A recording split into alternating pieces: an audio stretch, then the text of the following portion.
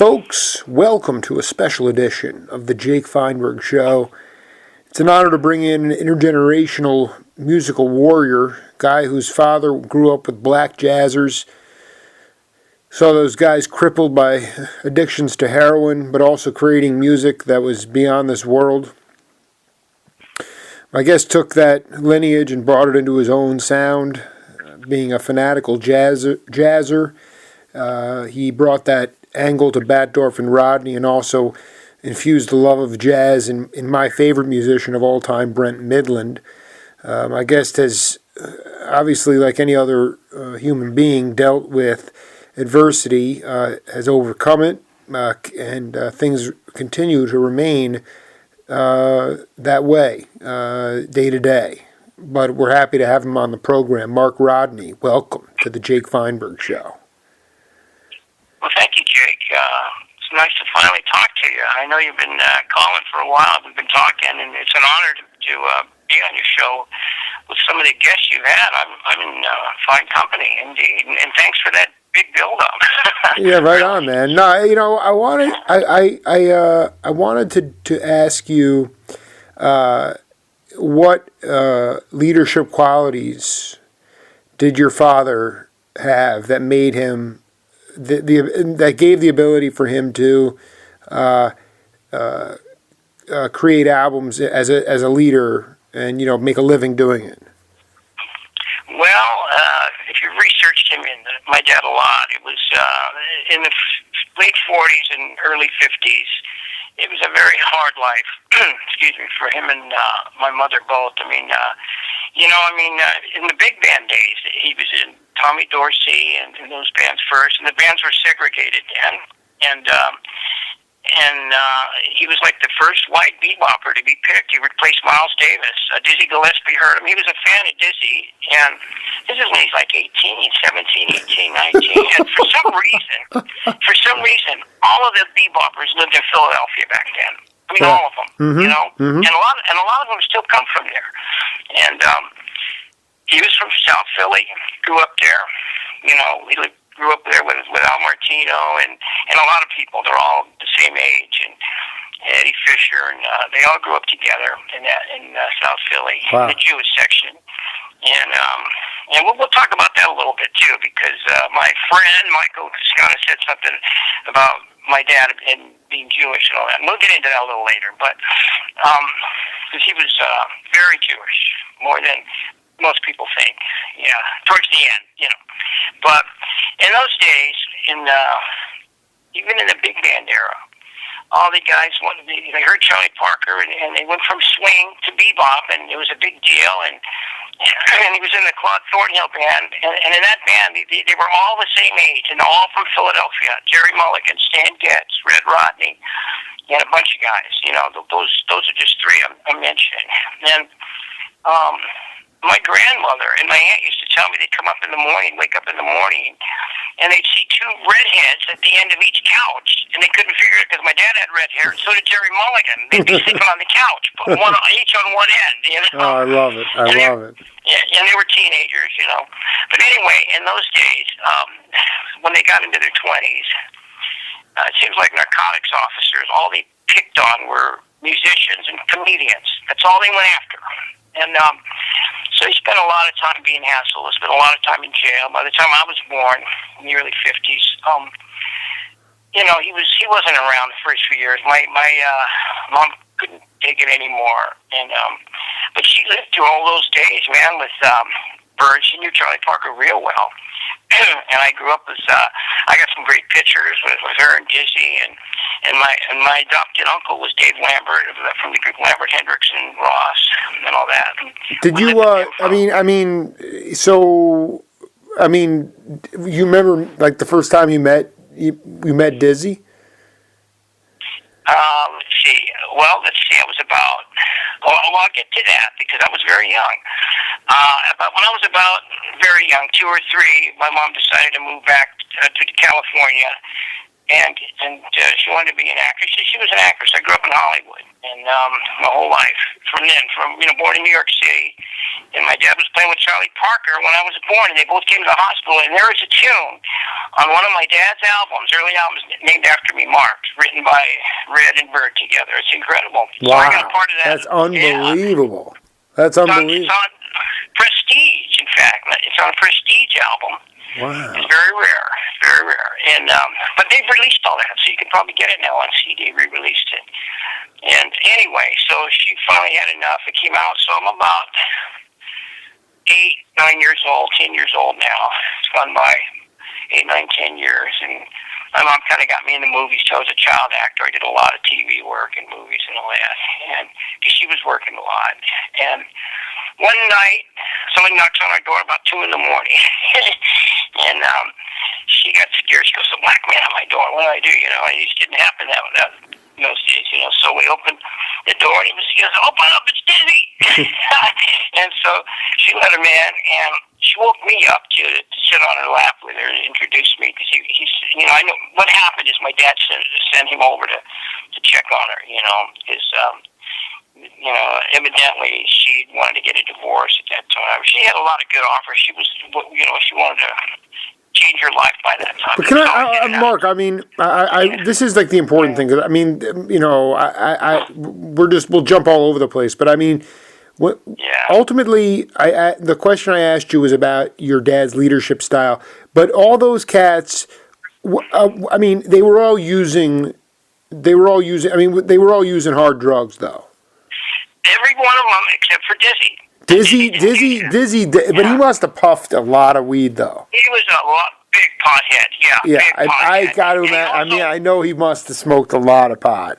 And he also was a big flirt, and my mom knew what was coming, and that's why she woke me up, because I heard when she met Grace Slick. When I read about Grace Slick, her book, she said that when they played with Dizzy Gillespie in one of their first gigs, the Jefferson Airplane. Wow. So I was a big fan of the early Jefferson Airplane, and she said she couldn't.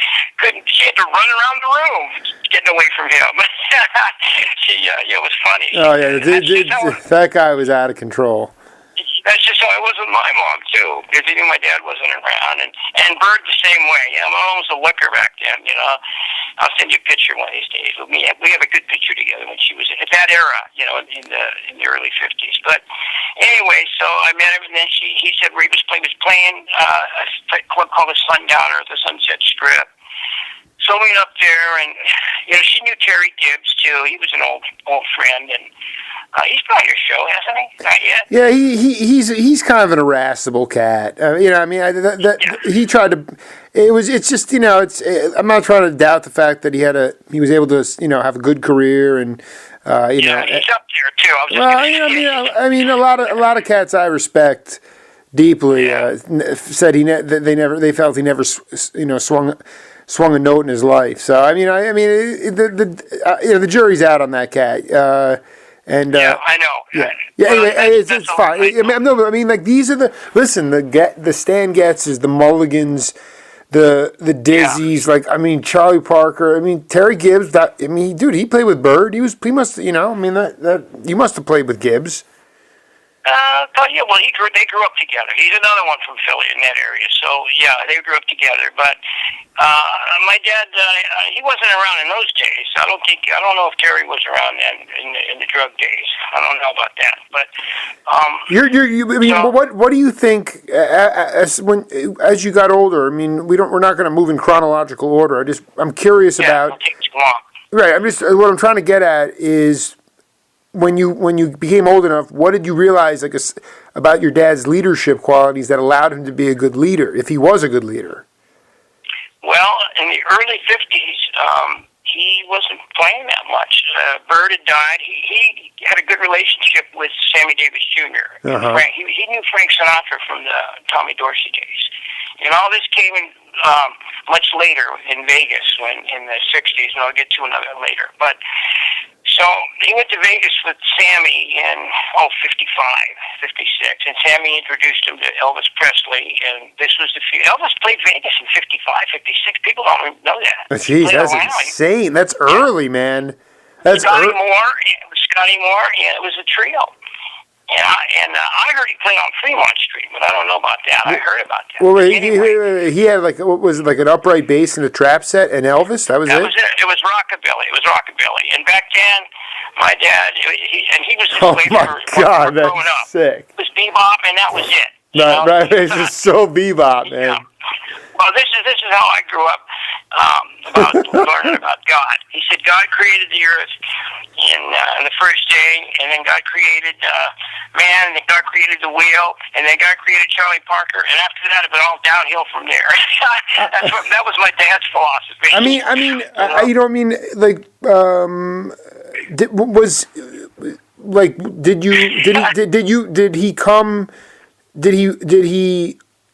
He must have. He was in and out. No.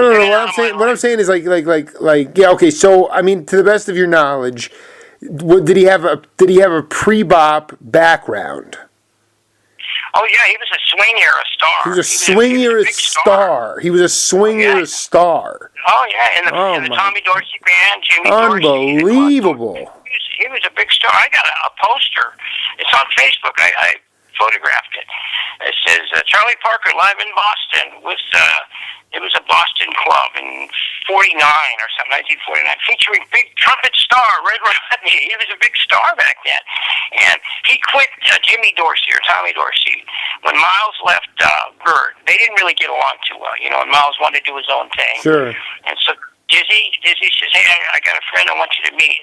It was Charlie Parker. It's Charlie Parker. Yeah, I'd love to meet him.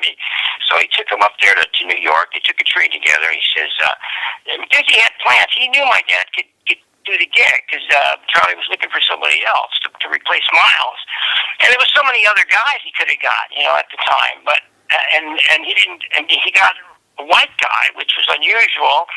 And my dad took a big cut in pay, almost nothing, from Tommy Dorsey. He was getting big bucks, and he went from that to almost nothing. But he did it, man, and that's how I made the history books. He stayed with Bird longer than anybody, almost 3 years. Yeah, that's why your mom had to leave. She was losing her mind. Yeah, well, she was supporting both of them. It's insane. The guy was in.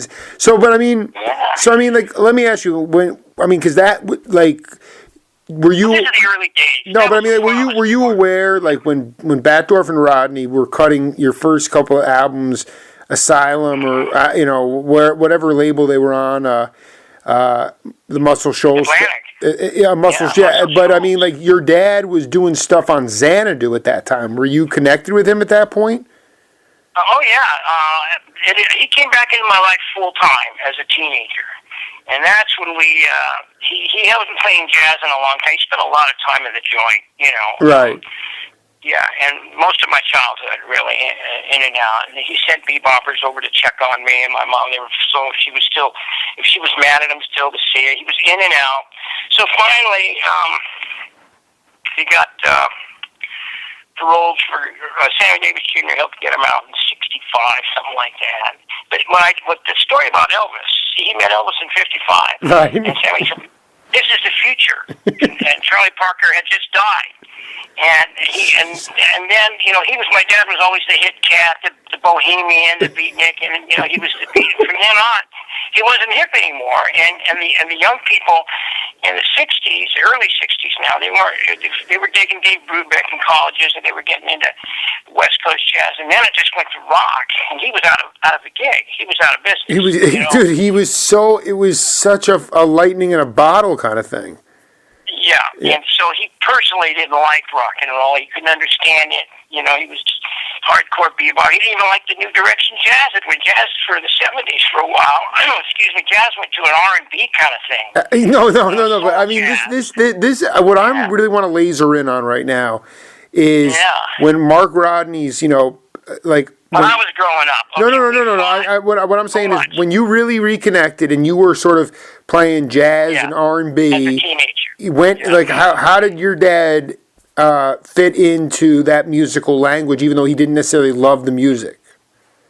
Yeah, well, I won't say we got along a lot. We fought when it came to music. I was really into blues in those days. When I grew up on the Sunset Strip, I was like, when I saw the Byrds when I was 14, so I got into that. From then on, I got a little better, and by the time I was 16, 17, I was jamming with guys in clubs, and this is when the early blues areas, Mike Panera in Chicago, and those guys were playing. I was learning from some great guys, and I jammed with Albert Collins once, and Jimi Hendrix walked in. It was the Experience, a famous club in Sunset Strip. Sure.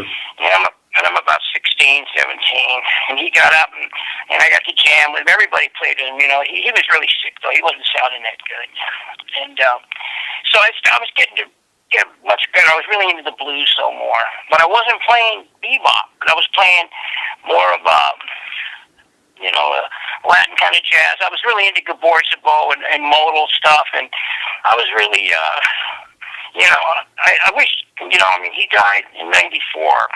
And now, in the 90s, late 90s, is when I really got into my playing and the standards and all the stuff he used to tell me about. And me and him would have really clicked now. I'm really sorry to see that now. Well, no, but part of it is like, the timing of these things you can't work out. I mean, to me, like the fact that you were, that modal jazz, that gypsy jazz that was going on, in that time, even though, that's the period of time that I love. That's my favorite era of music ever, is basically like 69 to 73 in that pocket there. Now I got to meet all these guys. Gabor Szabo was one of my idols. Oh, Bill my Evans. God. Now all these guys. Now I will admit, you can edit this. You can do what you want with it because everybody knows anyway. It's no big secret. But I was into hard rock. I wanted to live like my dad. Everything about it. Because I thought of maybe I did his appreciation more because he was never around. I didn't realize it really wasn't his fault at the time. And the guy had 2 or 3 different wives too. That's another thing I didn't realize. And even though I knew I had a half brother, and we didn't connect till we were teenagers too. But he got around and the other things that he did. But I really wanted to do his whole life because I knew, of course, everything about his life. And drugs were plentiful in Hollywood, as always. And so when Bill, the guy in Love, a guy named Don Conca, this is a weird story. A guy named Don Conca brought Bill Evans over to my house one day, the jazz pianist, because he found out I was Red Rodney's son. And he was really sick, too, and dirty, and anyway, that's a whole other story, because he was one of my heroes, too, Bill Evans. I mean, God, and that's where we get to Brent. I'll tell you about so much I turned around into with Bill Evans. But anyway, and that's a weird combination, the drummer of Love and Bill Evans, but not when you're into drugs. It's a small world in the drug world. You're right. So, Bill was really jonesing for drugs, though. Oh, in those days, Oh, man. And it was you, Evans, and the drummer from Love? Yeah, Don Conca was his name. Arthur wrote a song about him. Love was an L.A. band, so they were like the idols of L.A. They were only big in L.A. and England. They were. La Puma got him on Blue Thumb with Krasnow. Yeah, but they weren't the same band. They were. Right. When Brian McLean left them. Were you like going down to Shelley's Manhole to see Oh yeah, I grew up there. I you saw like John Morell there. John Morell. Yeah, who were some of the jazz guitarists that blew you out when you first? Well, I took a couple of lessons from Barney Kessel, but he was just too much. My mom introduced me to him. She knew all those guys, Barney Kessel, Herb Ellis, and all that. Kessel could burn. Kessel could burn. Yeah, but he was much too advanced at that time for me to study with. I took a couple of lessons, and then he showed me a few tunes, and I wasn't playing bebop. I wasn't into it that much. But he was a good blues player, too. Kessel was, he did a lot of stuff, But later on, I liked Jim Hall a lot, because he had a great little touch. And Sonny Rollins did, too. That was my dad's favorite player of all time, Sonny Rollins, other than Charlie Parker. Wow. Nice. And he played with Jim Hall, who I liked with Bill Evans, because he had that light touch. It took me a long time, but I learned a lot of Jim Hall tunes that he did with Bill Evans. It took me a long time. I just play them off the record, little by little. Yeah, the stuff they did on like Undercurrent and Interplay. Tune Interplay. Yeah, very chill. The great. I mean, beyond me. But At the end, Anyway, at the end of the day, in your mind, what is your dad's legacy to American music? Well, I'll tell you. So it looked like he was going to fall by the wayside. All the guys he grew up with made it, were making it, and if anything, they were making big bucks as studio musicians in Hollywood. And he always got calls. He played some dates. He could have easily been part of that wrecking crew and all that. But I think my mother helped chase him out of L.A. He didn't like it. He felt more comfortable in San Francisco, so he spent many years up there, and he started a jazz scene up there, and he's pretty well known up there. You know, he introduced me to Vince Guaraldi when I was younger. You know, and I never heard of him, but then my dad told me about a record he had, Cast Your Fate to the Wind. Right. And that was one of my favorite tunes, and then he died right after that, so it was pretty, it was too bad, because Vince was great, and Peanuts, he did all that, but he lived up there, and started a jazz scene up there, but there wasn't too much happening, it was all rock for him, so... Well, wait, hold on, wait, he was living in the city? No, for a while, then he lived in... Daly City, and then who was he getting together with out there consistently? There was, you know what? I met them. There were some good players. A blonde chick, really far out looking blonde chick on piano. Wow! Really hold on. You can't gloss this over, man. This is what I live on, man. I know, but you know what? I gotta tell you, I don't remember their names, but I know who does know who they were. A music lawyer from the '70s named Brian Rohan. You ever heard of him? No, that guy sounds like he does sound like a warrior. Yeah, he was very famous. He was a teenager lawyer when my dad met him in San Francisco. He was a criminal lawyer, and that's how my dad met him. My dad, from Frank Sinatra, he met a lot of gangsters in Vegas in those days, and then when he couldn't make a living playing jazz anymore, he got into crime, but that's another story. He did a lot of scams, nonviolent stuff, you know, he was a con artist. He did a lot of insurance scams and things like that, and, you know, I mean, he did a lot of crazy stuff. You can read about it in a lot of books, you know. He's written many books, and they've written about it a lot. Gary Gibbons wrote a book about it. And, I'm looking at this book right now, a diary of the underdogs, jazz in the '60s in San Francisco. But I mean, it was like also like but he couldn't. I thought your dad. I thought he made attempts to play free, and maybe it fell short. You know, he couldn't really get into the free. No, he wasn't into it. He wasn't into the scene. He never really got into the modal scene. That's insane. And Mark Rodney was a modal freak. Yeah, and he didn't like that. Then, so he fell by the wayside. He did another few years in the joint, you know, for the scams he was doing. He gets out in late 70s, 1980, and he gets his old bebop partner, Ira Sullivan. Sure, oh yeah. Okay, now Ira, who he loves and respects, because Ira can play he's a genius. He plays trumpet, anything. He plays all of them. and Ira is in the modal, and Coltrane and Benny Gold, all those guys used to call Ira all the time to learn shit. Right. He was from Chicago originally. And so my dad started playing with Ira again. You know, he got a band with Ira again. Ira had all these young players, you know, like Gary Dial, Jay Anderson, all these guys were like 19, 20, they were younger than me, you know. And they were into the new modal stuff and bebop. They could play all his stuff, and that blew his mind. And so he taught them Charlie Parker tunes, and they taught him some more, and he had a new ear for it, and he came back strong. You know, he got a Grammy nomination, and he had like one of the best albums in the 1980, I think, 81. And he had a great comeback. They gave him a trumpet of the year and all player, and he had a good legacy. And then his bebop years came back up, and Clint Eastwood called him to do the music in Bird and, you know, the movie. Wow. And he had a great comeback. And all the bad years, he's a real story of a bebopper, you know. Reminds me of a movie they're going to be making about Chet Baker right now, I heard. And Miles, I got to see that movie. But Chet Baker, he introduced me to Chet when I was 17.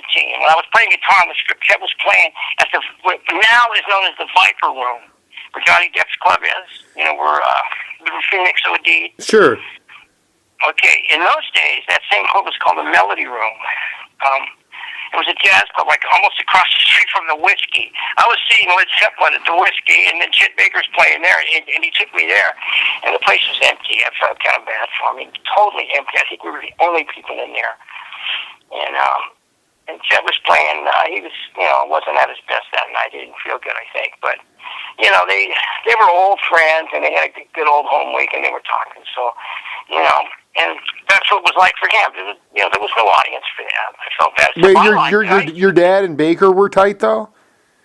Oh, yeah, they were good friends. He played with Bird. They all called him. There's a story. Yes, there's a story that I think Gibbons has in one of his books about when my dad was playing with, right after Charlie Parker, he went back to Philly and got some big band gig to get some money, because Bird never paid him that much, Right. And this kid knocked on his door. This kid knocked on his door. He was a teenager. He said, "Excuse me, Mr. Rodney, I want you to, I'm a trumpet player. I want you to hear me. My name is Clifford Brown." And he came in. Wow. He was a teenager. And he said, I want to learn from you because you played with Bird, Charlie Parker. And so my dad said, "Okay, well, let me hear what you can do." And he played, and my dad just blew his mind. He had it all then, he said. At 16, 17, he goes, "There's nothing I can show you, man. You got it all already." And within a couple of years, he was already well-known, Clifford Brown. And that's a good story. No, it's also the boomerang effect of bouncing back and having a renaissance, and then also cats like Eastwood recognizing, giving him props, and letting him put together some music. But you mentioned Chet Baker. They all came to my dad. They all looked him up. My dad was a little before them. He was a little absolutely. Yeah, he was the graybeard. I want to spend a little bit of time talking about your favorite musician. Yeah. I mean, this to me. Tell me about. Because I know. Listen, I want to tell you. I mean, I already know the. I know how Carlo. That they're like. Well, there's this cat in the Bay Area. He's great. He's got chops. He's got a great voice. He can third part harmony. I've done all that stuff. So, tell me the stuff that I don't know.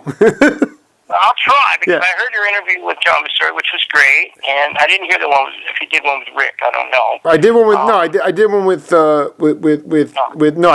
did one with Batdorf. I did one with Greg Collier, and I did one with Mosseri. So, but I'm talking about the jazz. Because here's the thing. I want to tell you something. I want to tell you something. This is. I already have deep background because Brent was in before when he. I'm connected with a drummer friend of his from named Dave Blanchard, and Blanchard. I know Dave Blanchard. Yeah, so Blanchard said that when he first met Brent, he went over to Brent's house and he couldn't believe it because he was looking through his record collection and it was all like.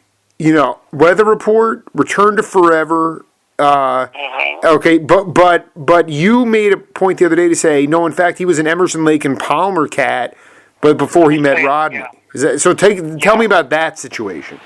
Okay. Well, I'll tell you a little. Maybe you might not have heard this, but I was thinking about that, listening to John and how and Brent and all that. I'm kind of responsible for all those guys playing, making their careers in a way, because this is how it happened. This is, I had to go to a private school because in those days they had dress codes. So I got kicked out of high school because everyone grew their hair out. And I went to Hollywood High. And John Ritter was our president, school president, And so I got kicked out to go to a private school. So that, after that, and then drugs came. It was a big scene in the 69. It's over. I got burned out. My dad invited me to live with him in Vegas. So I went there and spent a couple of years. So then I meet Batdorf. He's playing at the only folk club there, singing alone, right? And he's got real long hair, and my brother saw him first, told me to come down and see him. And so he goes, "Oh yeah, I know you. You're famous. You went to this school, didn't you?" I go, "Yeah." He says, "So did I." And I didn't recognize him from high school, but he said I was a kid at school. I was a kid at school who was kind of trouble. I was kind of a greaser, Yeah. Sure. When I was in high school. And so, and then he showed me a picture of what he looked like, and then I remembered him. He had a much shorter hair then, and then I kind of remembered him. That's kind of weird. That's weird. So me and Batdorf were in high school, like 16, 17 together, and we started hanging out, and that's where I was at. I was in jazz and playing all this modal stuff, and with a lot of rock and blues influence, and I was just starting to play a little acoustic. It was always electric for me, and then. He wasn't into that. He was just into the Beatles, and he could sing, and he was into McCartney and the Bee Gees, and he had the voice.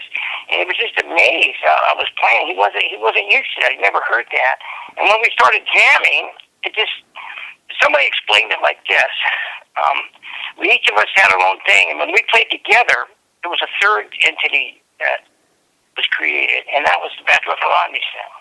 And that's why it kind of always sounded like three. When we played live, it sounded like three instruments. It's kind of a neat description. Wow, that's interesting. Yeah. Yeah, there was a third entity that was created when we played together, and I kind of jazzed up his tunes because I heard something in there that I thought could use it. They weren't just basic folk rock songs. I thought he had something there with especially unique kind of songs, like the Beatles did. And that was, and I was into the Stones and the Beatles. That was my era. And that's what pissed my dad off so much. But I was also into jazz, too. I liked them all. Yeah, I mean, come on. How were you not supposed to be affected by that, though, No. Well, a lot of people weren't my age. John didn't like jazz. He didn't understand it. No. I think, I'm saying the Stones and the Beatles, it drove your dad nuts. But, I mean, give me a break. Yeah.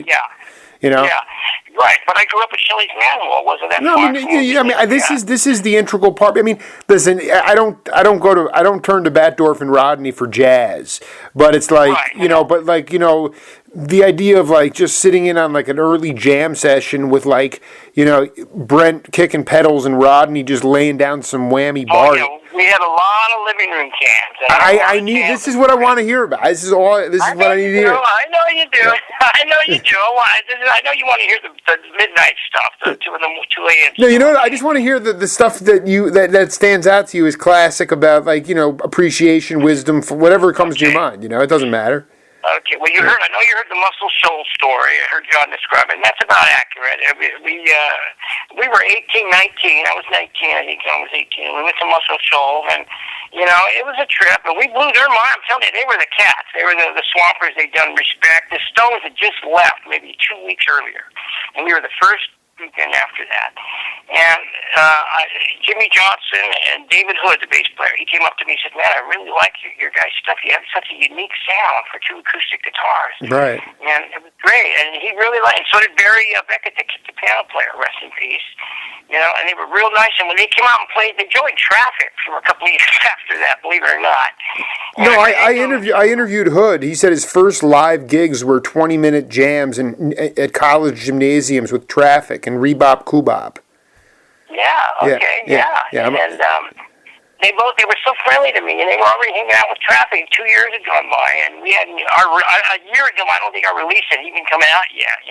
That's why we named it Off the Shelf. It was sitting on a shelf for a couple of years, and he still was so nice to me. He remembered everything, and we didn't have our record hadn't even come out yet. That's how nice those guys were. But anyway, so we're doing that. We're playing. We're getting into our second album, and I called up. I was a fan of John Masuri's a band they had. He came down, that he joined in Las Vegas. They were originally from the Bay Area, and they were acoustic band and electric band too. They did vocals. They were like a young CSN, and they were really good. They all played lead guitar. They were really good, 3 lead players.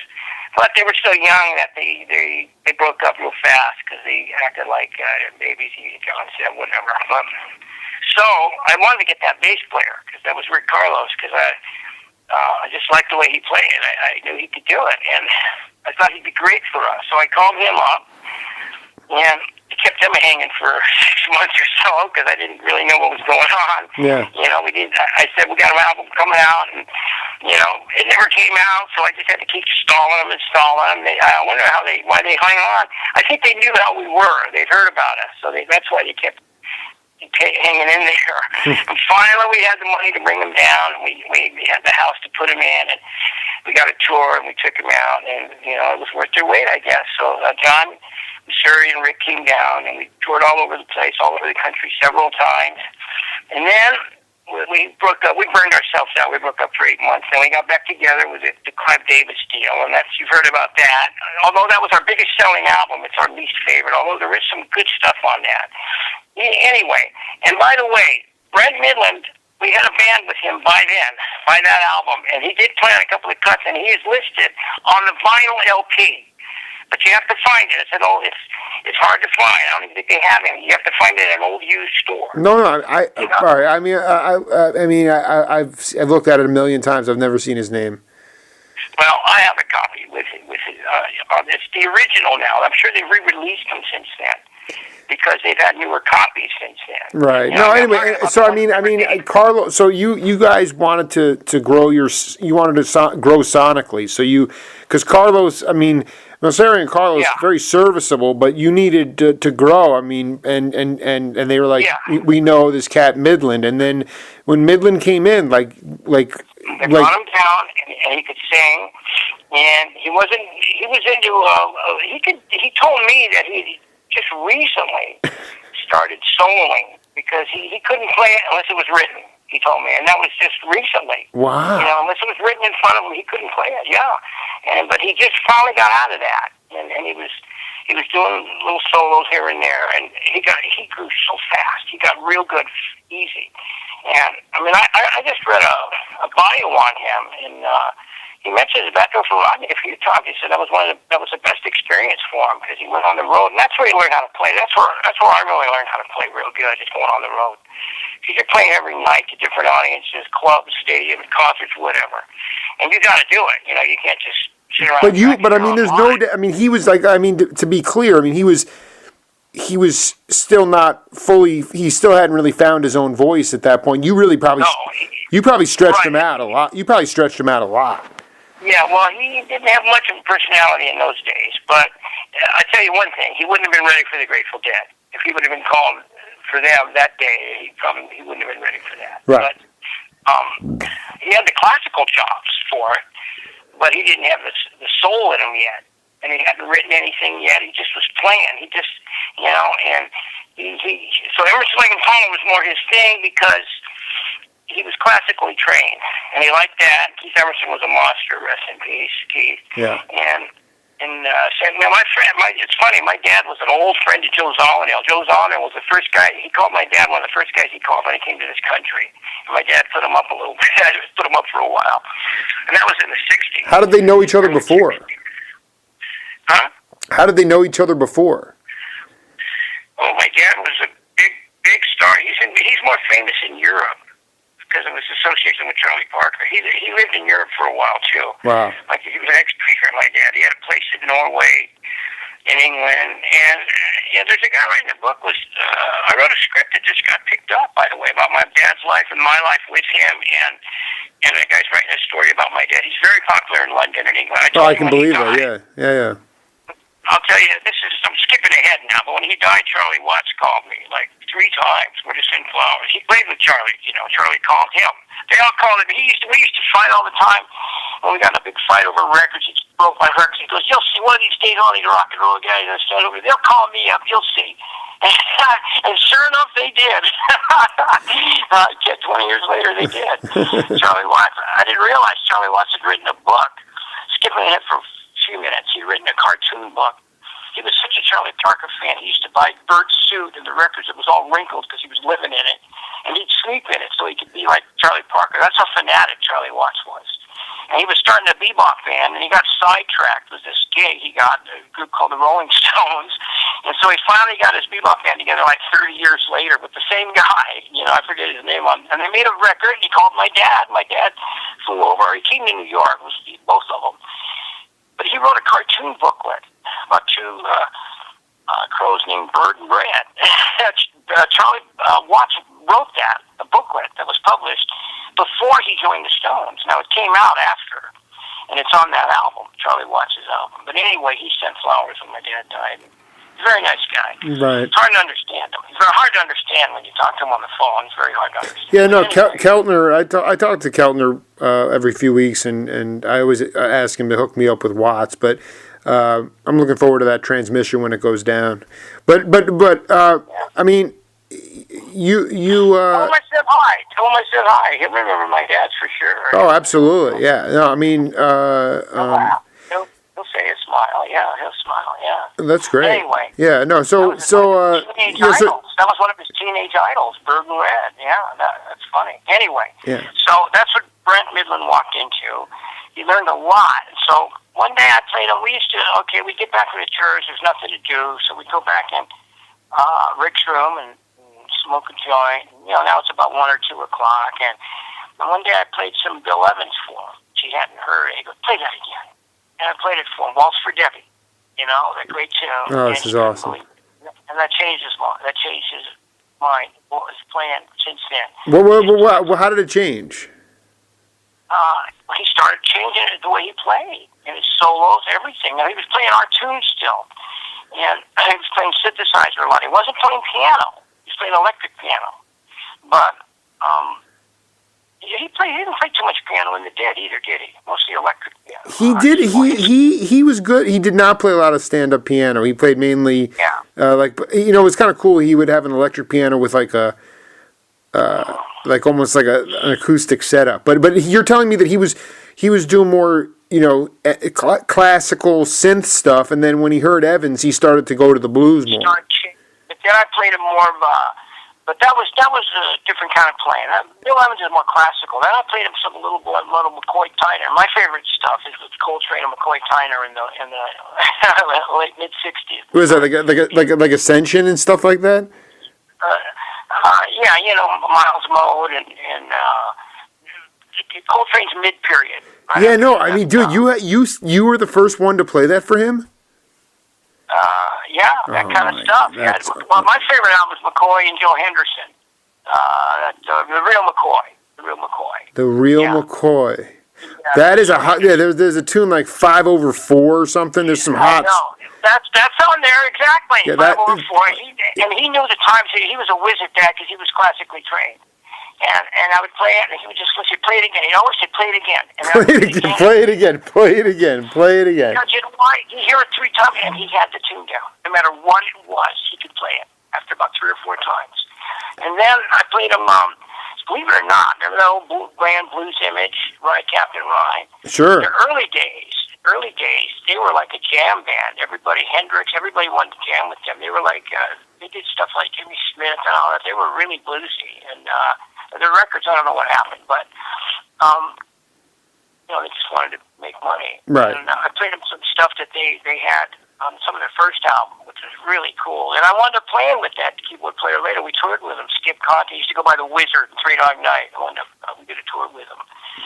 And he heard that kind of stuff. And that's how Brent started playing on the road, because that was more bluesy jazz, more like, Jimmy Smith style. That's the kind of stuff he got into, because he played more Hammond B3 than anything. Right? Mainly with the Dead and with us. Right. Playing that organ. And so he couldn't play. We did some modal jams when he could play electric piano, and me. Now here's another story. Now when he was with, so we lasted for a while, and then John and I had been together too long, and Graham was only with us a year or 2. And so we broke up, and then they started Silver.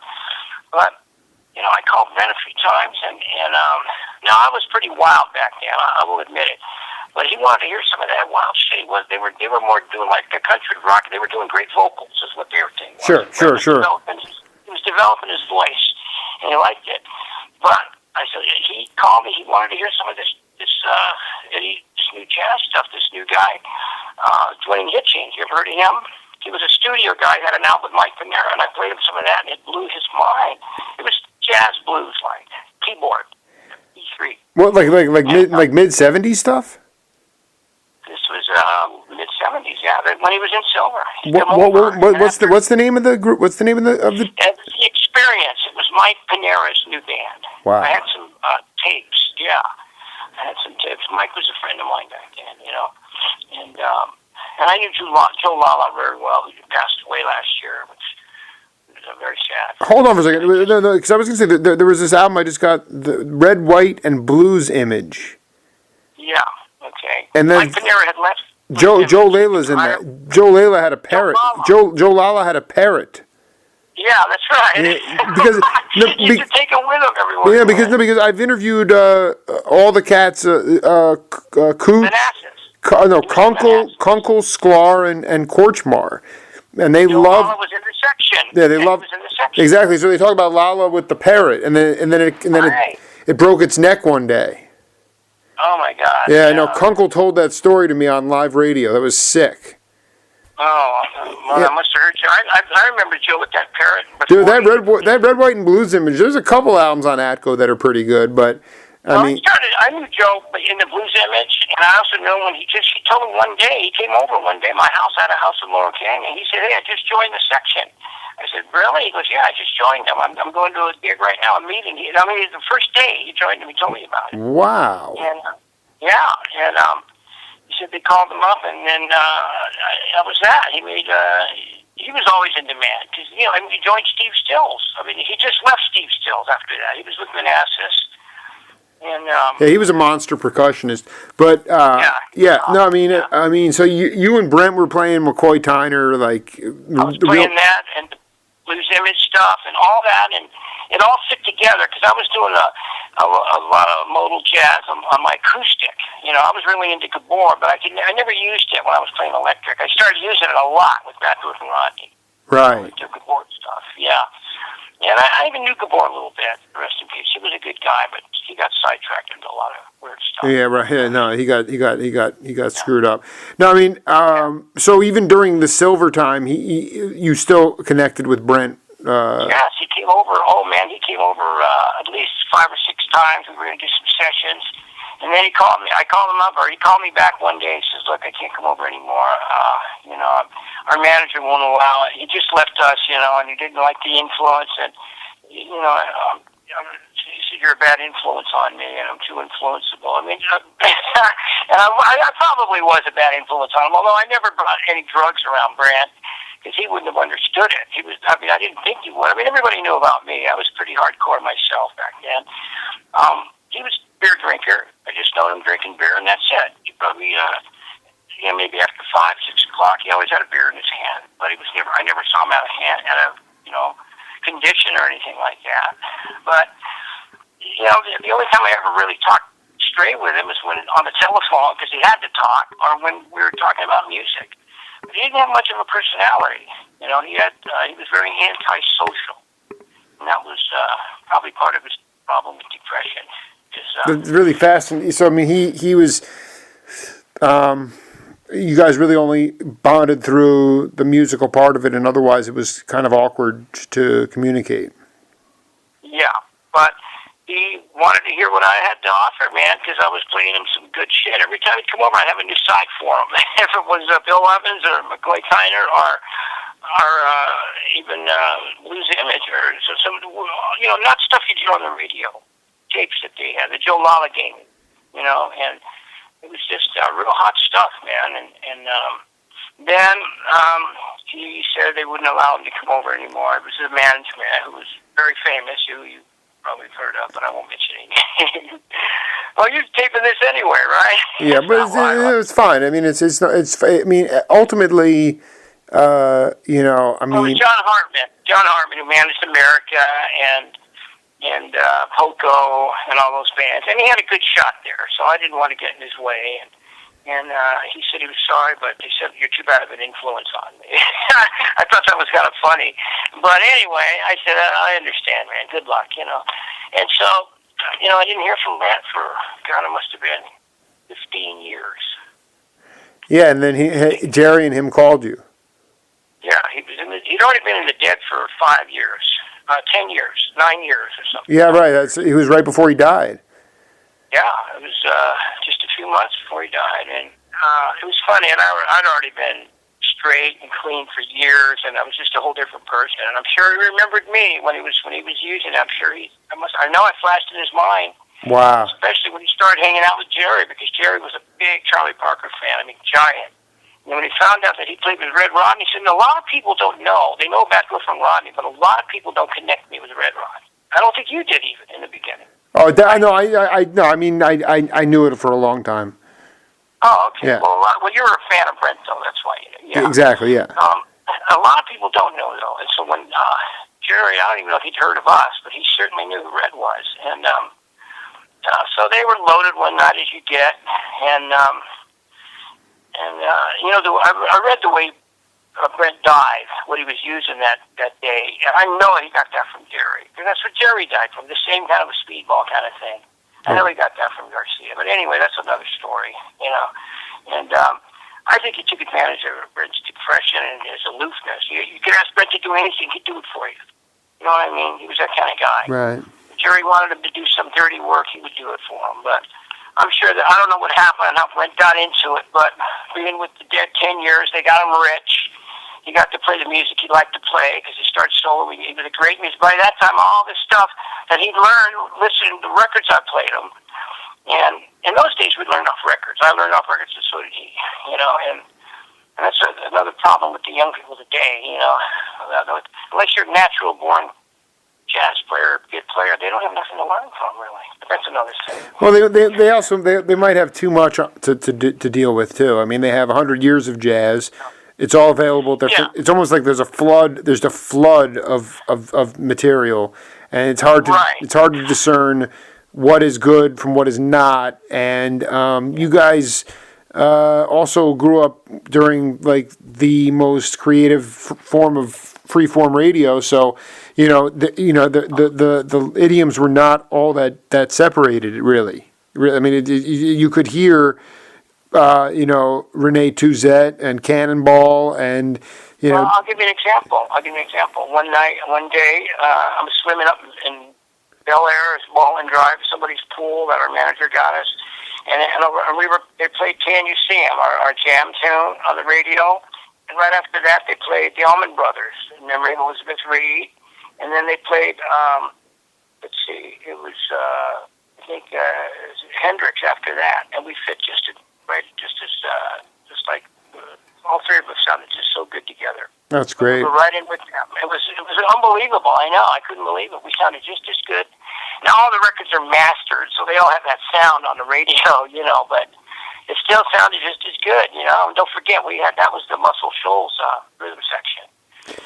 So right. We had a pro rhythm section there. Oh, big time. Yeah. No, I mean, do you as we wrap up part one here with Mark Rodney, how often do you get to connect with cats from the days that even before Batdorf and Rodney, the cats you grew up with, played with? Well, let's see. A lot of them are gone. Most of them are gone now. I don't know if you get blues musicians. I know you've done a lot of people. I grew up with a guy that I've known he just passed away from Hep C. A guy named Randy Shortcoff. He owned the blues label, Delta Groove Records. Sure. And yeah, he played with the Manish Boys. It's a blues band, and he was a great harmonica player. And we used to play blues when we were kids and all that. He's gone, and most of the guys I know, there are a few, but not the musicians that I played with. I can't think of too many. The ones that I know of that I played with growing up with, they never made really any records, so you wouldn't know who they are. Right. I talked to a couple the other day. They're doing okay, but they got out of music. They were smart. They got regular gigs, so they're healthy, And God, I can't believe I made it to DA time. I mean, it's unbelievable. Most people thought I'd be dead in my 30s, and then here, of all people that I never thought would pick up where I left off, Brent Midland, and he died, and everyone thought would be my place in that age. You never know how things are going to end up in life. I completely agree with. I think it's a very wise, but at the same time, you had to make course corrections, and it was almost like with Brent, he started to kind of the spirit switched. The spirit left me, and I'd always heard from older users, if you make it till 30. I started young. If you make it till 30, your cells in your body change every 7 years, and your body changes, and you get a new mindset. And so I figured if I can live till 30, I'll just change. I'll be different. And when I turned 30, I was still alive, unbelievably, and I just couldn't do it anymore. I tried even a few times. It didn't work. I couldn't get high. Nothing. It just didn't work. All the little rig-rags you do, and And now I smoked pot for another 30 years. I won't deny that. But I haven't smoked in... Yeah, whatever. I mean, give me a break, man. You know, that's to me, that stuff comes from the earth, you know? Yeah, but that was it. And I haven't even done that for about 10 years now. You know, on and off, but not too much. Not like I used to every morning for, 20, 30 years. All day long. And that was that. And then I heard Brent got into it, and I was on. When I read that he had, anyway, he called me that night, and he apologized first about I wasn't treated very fairly, and Greg Collier talked about it once to me in a post on Facebook and all that, and a lot of people knew about it. They didn't think I was treated very fairly, and they didn't get to tell me until much years later. So that was nice, And even John called me, of all things. He never thought that would happen. Even Batdorf called me 10 years ago. And we started talking and getting together, and we kind of made up for lost time. We made those records. We toured around the country, and we kind of, we did okay. I'm not complaining. I mean, I don't got the wolf on my back anymore. Right. We did okay. And it was fun, and we took off kind of where we left off. It was just us two, so we got to keep the money this time. Did you feel like it was like genuine, like he was reaching out to reconnect, or was it like, hey, let's make a quick dime on this? You know what? I haven't talked to him in 20, 25 years at least, and when you know somebody that young and that long, and you go through what we went through together, it was like just a week ago, 2 weeks ago, we hadn't talked, and we both said that too. Where we left off, we both had the same voices, even though we were adults now, grown up, and we were in our mid-20s by the time we last saw each other anyway. Actually, I saw him once when I was around 29 or 20. We talked for a few minutes, that's all. But, we were teenagers together. And when we were 18, we did an incredible thing. We signed with Ahmet Erdogan. We auditioned for him, and then he signed us immediately. He went crazy. We had something going then, even though we weren't even that good, really. We'd only been together a couple of months. But I think it was our youth, and we had a vibe going.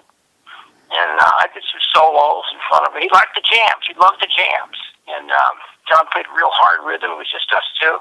And Ahmet started keeping a beat with his shoe. He grabbed his shoehorn. He started keeping a beat with us. I thought he was Joe Lala banging on the I love it. I love it. Yeah, and he played for us we jammed for about 5-6 minutes. He kept it going. He goes, man, I'm going to sign you to. We're going to go to Muscle Shoulder. He had it all set up, all planned. And it turns out now, some people said he took advantage of a couple of kids because he said, I want to do it right away tomorrow. He said, sure. And he gave a $100 bill. He put it in our shirt pocket. He says, don't go anywhere else and come here. And we just got into town like 3 days ago. And, and back then, in those days, $100 was $100. Today, $100 worth about 50, if anything. But that was a big deal for us. So it turns out he wanted to sign us before Christmas. It was already December, early days of December. So for the fiscal year or something, the way it worked out, we had to sign. He goes, I want to sign you right away. He wanted to sign us before the year ended, is what happened. And we said, shouldn't we get a manager or something? We wound up getting a lawyer because it was a standard contract, and it was okay. And he supported us. He said, don't get a manager. I said, should we have a manager? Because we knew enough even then that the record companies weren't really for the musician, But we knew he was legendary, and he was a jazz fan, and so we would trust what he said, what he would say, Absolutely, he did treat you guys well, and actually, I kind of want to vet that more in part 2, Mark. But I gotta get back to being a dad here. Yeah, I'm sorry I drifted off there. No, please don't apologize. I mean, this is the whole show is stream of consciousness, and we had a very productive. Stream of consciousness. I like that. Yeah, well, we just burned through 60 minutes, so that was good. These memories, oh God, you're right, just like that. These memories are like 40 years ago, and even just the other day when I talked to you, some things they can't come back, and I remember those things because life and the things that happen. You forget those things, but a lot of them you don't. And my relationship with Ahmet was very good. And then finally, after we did all that, then he found out I was Red Rodney's son, and he couldn't believe it. He said, "I knew your dad. I know Red." He says, "I know him." He said, "And my dad he knew his brother much better, and that's who we heard against. That's who was still into jazz and all that when he was still. Well, Mark, we will talk. We'll let this breathe, and we'll pick up part 2 real soon. All right. Yeah. I wanted to finish that story with Brent, though. You're right. No, we will. We'll let it breathe for a minute. So and we'll get back in touch. But I got to bounce. Okay. All right. So we ending right now? Yeah, we're gonna sign off now, Mark. It was great to talk, man. Oh yeah. Hey, thanks, man. I really enjoyed it. But we got to remember. I got to tell you the kicker on that Brent phone call. I'm still. Yeah, we'll do it, man. I'm looking forward to it, man. Mark Rodney, thank you for being part of the program. Yeah, I had a great time, and you took me back a few years. And, I'll be dreaming about them all night.